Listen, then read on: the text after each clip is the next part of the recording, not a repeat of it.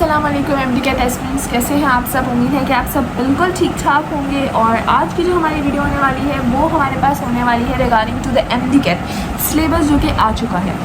तो एक्चुअली काफ़ी दिनों से मैं जो हूँ वो नहीं यूट्यूब को मैनेज कर पा रही थी। उसके भी काफ़ी रीज़न्स हैं, जो मेरे क्लोज़ हैं उनको ज़रूर पता है इस बारे में कि क्या रीज़न्स थे। उनकी वजह से जो है वो मैं वीडियो को अपलोड नहीं कर पा रही थी। तो अब अल्हम्दुलिल्लाह हम लोग उन सब चीज़ों से निकल गए हैं, तो इंशाल्लाह ताला आप लोगों को रेगुलर बेसिस पर वीडियोस मिल जाया करेंगे। तो आज की जो वीडियो है वो उन बच्चों के लिए जिन्होंने MD Cat का सिलेबस देख तो लिया है, उन्होंने हर चीज़ देख लिया, लेकिन अभी भी उनको काफ़ी चीज़ें क्लियर नहीं है। उन्हें पता नहीं है किस तरह की न्यूज़ आ रही है, MCQs 180 आएंगे तो मुश्किल आएंगे, आसान आएंगे, किस तरह के MCQs आएंगे, कहाँ से MCQs को लिया जा सकता है। सब कुछ आज की इस वीडियो के अंदर आप लोग के साथ शेयर होने वाला है। लेकिन अगर अभी तक मेरे चैनल को सब्सक्राइब नहीं किया तो अभी जाकर पहले मेरे चैनल को सब्सक्राइब कर दें, वीडियो को लाइक करें और एक अच्छा सा प्यारा सा कमेंट लाजमी कीजिएगा। तो आइए चलते हैं वीडियो की।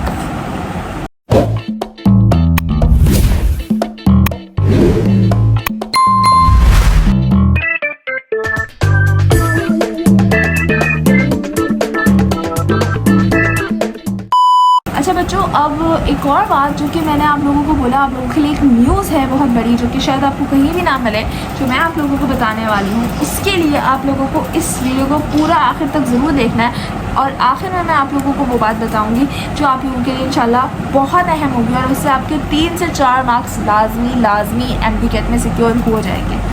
तो इसलिए आखिर तक वीडियो को लाजमी देखिएगा। तो जी सबसे पहली बात हमारे पास कि पहले जो MCQs 200 होते थे, अब वही MCQs हमारे पास 180 हो चुके हैं। तो 200 से 180 यानी कि अगर हम पहले एक MCQs का 0.5 मार्क ले लेते तो अब हम उसको 1 मार्क के करीब ले रहे हैं। बात को समझने की कोशिश करें। अगर हमारे पास 200 MCQs थे और उसमें से हम 100% निकाल रहे थे, तो अब वही 100% अगर हम 180 MCQs में से निकालेंगे तो वो हमारे पास थोड़ा कम बनेगा। समझ आ रही है आप लोगों को ये चीज़। तो आपके पास थोड़ा रेशो ज़्यादा जो है वो मुश्किल हो गया है, ठीक है। 180 MCQs हार्ड हो गए हैं आप लोगों के लिए। बच्चे समझ रहे हैं जी 180 और इजी हो गया, इजी नहीं हुआ है, हार्ड हो गया, लेकिन इजी भी एक तरीके से हुआ है। इजी किस तरीके से हुआ है कि बायो के कितने MCQs हो गए हैं, 81। अब क्या मुश्किल है, लोग ये कहते थे ना कि जी अगर आप MD Cat के अंदर से फिजिक्स और केमिस्ट्री को हटा दें तो बायो तो हमारे बाएं हाथ का खेल है, वो तो हम कर ही लेंगे। तो बस अब आप लोगों के लिए 81 MCQs हो गए हैं बायो के, और इसके साथ साथ हमारे पास केमिस्ट्री के 45, फिजिक्स के जो है वो हमारे पास 36 MCQs और इंग्लिश और लॉजिकल रीजनिंग के हमारे पास 9 MCQs हो चुके हैं।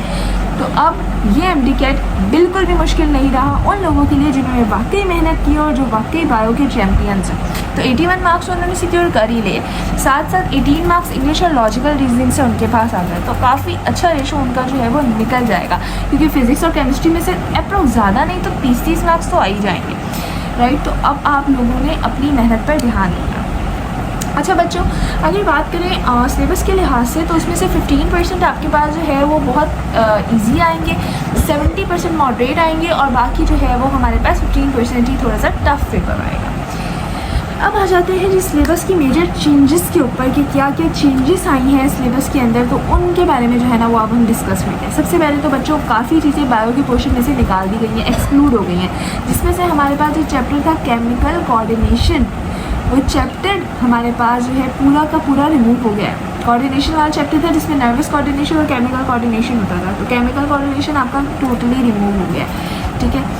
अच्छा, अब एक और चीज़ जैसे कि बायो एनर्जेटिक का चैप्टर है वो काफ़ी बच्चों के लिए बहुत ज़्यादा मुश्किल होता था, और उसमें चैप्टर का जो हमारे पास टॉपिक होता था फोटोसिंथेसिस, बहुत बच्चों के लिए वाले मुश्किल हुआ करता था।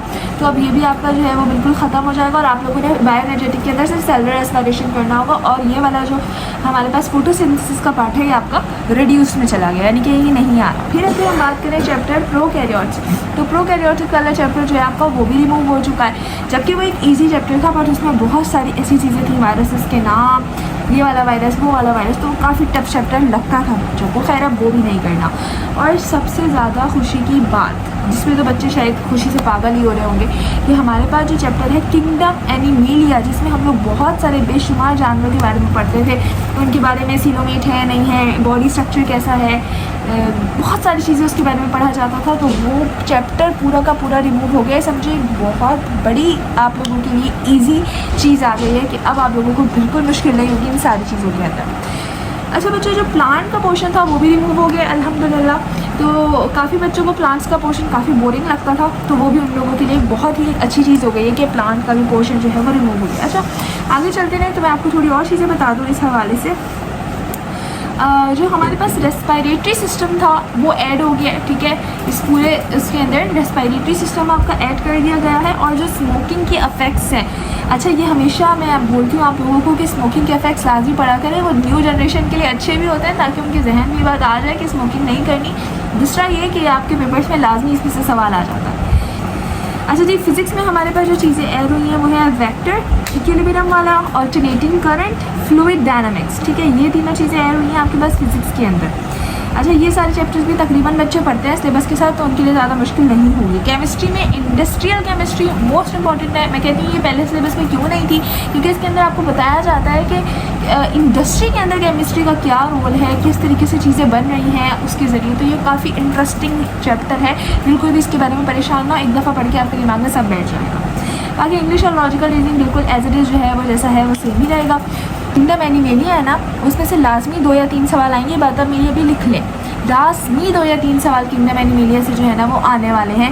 उसके लिए आपको क्या करना है, चैप्टर को नहीं पढ़ना है, आपने यूट्यूब पे से सर्च करना है कि किंगडम एनिमेलिया के पास्ट पेपर्स, तो किंगडम एनिमेलिया के जो भी पास्ट क्वेश्चन आए हुए हैं वो सब एक दफ़ा देख लें, बाकी आपका वो निकल जाएंगे सवाल, ठीक है, उन्हीं में से मतलब आएंगे, वो न्यू नहीं आएंगे। तो अगर आप लोगों को मेरी सारी चीज़ें समझ आई हैं, लाजमी वीडियो को लाइक कीजिएगा, चैनल को सब्सक्राइब कीजिएगा और एक अच्छे से प्यारा सा कमेंट आपने लाजमी करना है।